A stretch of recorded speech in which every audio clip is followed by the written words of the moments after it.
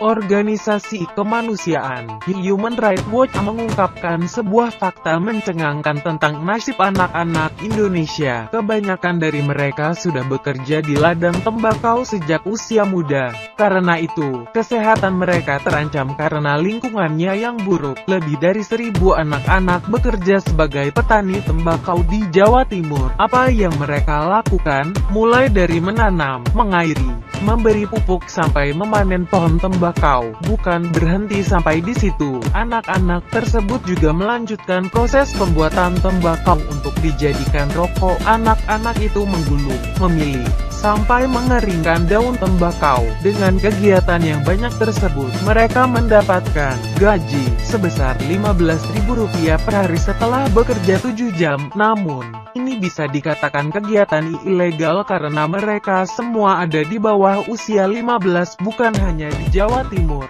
Beberapa lokasi pertanian di Lombok pun menjadi salah satu penyumbang petani tembakau di bawah umur. Indonesia diketahui memiliki lebih dari 500.000 tanah pertanian tembakau. Alasan mereka sederhana dan juga mulia, membantu orang tuanya, menjadi bagian dari tulang punggung keluarga, tanpa berpikiran efek samping dari pekerjaan mereka. Bukan rahasia lagi jika para petani tembakau pun hidup dalam kemiskinan. Makanya tak heran anak-anak pun diperbantukan di sektor ini demi uang tambahan. Harga tembakau yang dimainkan oleh para pengembang pun membuat para petani tidak meraih hasil maksimal. Ya, tidak sebesar para perusahaan atau pabrik rokok yang mempekerjakan mereka. Ironisnya, rakyat miskin masih mengalokasikan 19% dari dana sehari-hari untuk rokok, yang pada akhirnya pun menyengsarakan mereka dalam kesehatan. Bukan hanya para petani dewasa yang mengonsumsi rokok, tapi juga para anak-anak yang dikhawatirkan HRW akan mengalami penyakit yang lebih parah. HRW tidak salah, para anak-anak itu pun mengidap banyak penyakit akibat pekerjaan mereka. Mereka terekspos bahan-bahan kimia yang belum seharusnya mereka rasakan, nikotin, pestisida beracun, terpaan matahari, bahkan terkena racun dari daun-daun tembakau yang mereka panen dengan tangan terbuka. Perlindungan atas tubuh mereka pun lemah, tanpa masker dan tanpa sarung tangan khusus yang paling tidak bisa melindungi.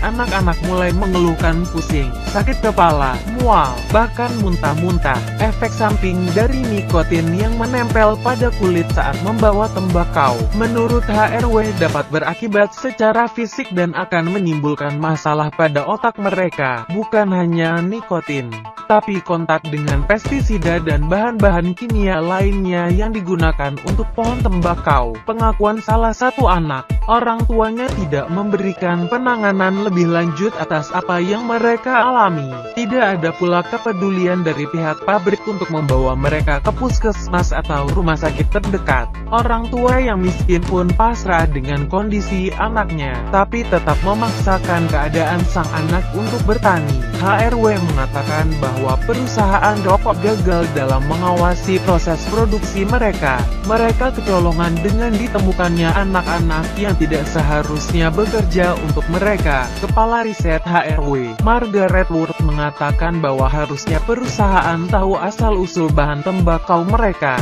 Masalah eksploitasi anak memang bukan cerita lama di Indonesia, namun perkembangannya pun melibatkan banyak masalah, antara lain meningkatkannya produksi dan perokok di Indonesia serta kemiskinan.